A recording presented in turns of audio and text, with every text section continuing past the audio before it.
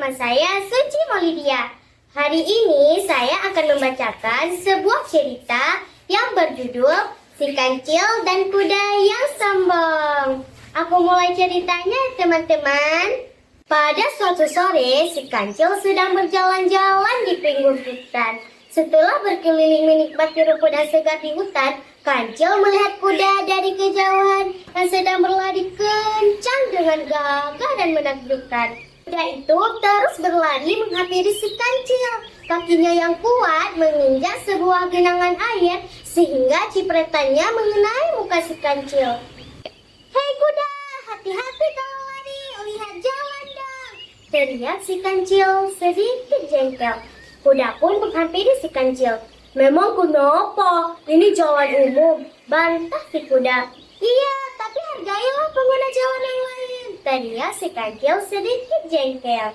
"Loh, aku lari kencang atau tidak, itu hakku. Kamu iri ya karena tidak bisa lari secepat aku. Semua tahu, akulah hewan tercepat di hutan ini. Hahaha," kata kuda dengan sombongnya. Merasa dirinya dihina, Kancil pun merasa tertantang. "Wah, siapa bilang aku kalah cepat denganmu? Bagaimana kalau kita lomba lari buat pembuktiannya?" "Tas Kancil, siapa takut?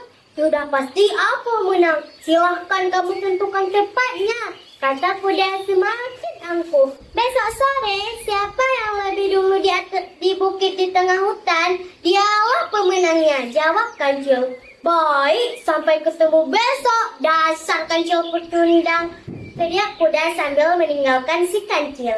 Esokan harinya, pagi-pagi sekali, Kancil datang ke atas bukit itu berusaha mempelajari medan pertandingan.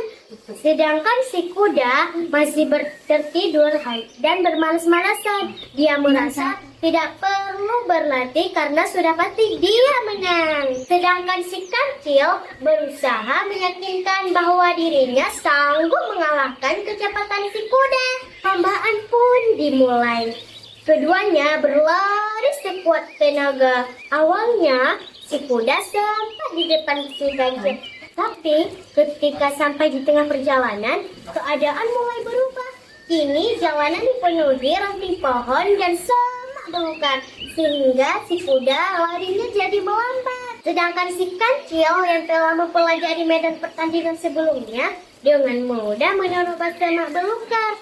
Apalagi dengan tubuhnya yang gesit dan lincah, Kancil dengan cepat sampai ke atas bukit. Teman-teman, dengan akhirnya si Kancil dapat memenangkan medan pertandingan itu. Sedangkan si kuda hanya bisa tertunduk merasa malu dengan kata-kata sesembahnya sendiri. Teman-teman, mulai saat itu si kuda tidak berani menyombongkan dirinya lagi. Tamat. Nah teman-teman, dari cerita ini bisa diambil kesimpulan bahwa kita tidak boleh meremehkan orang lain. Jalan-jalan ke Taman Safari, jalannya bersama Suci. Terima kasih sudah mampir ke sini. Hanya sekian, mohon